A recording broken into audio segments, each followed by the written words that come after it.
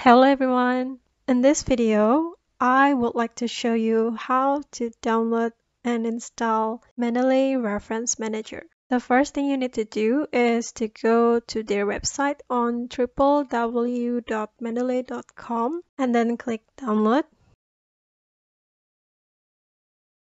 And there are three options: Windows, Mac OS, and Linux. Pick that suits for your computer. For me, because I am currently using Windows, so I'm gonna download for Windows.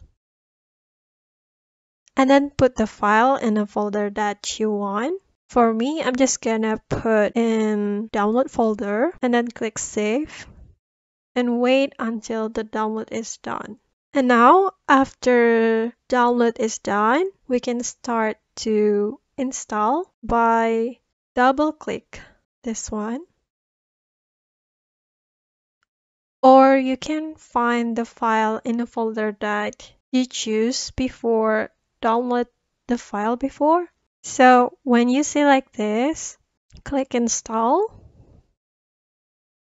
and then wait until the install process is done.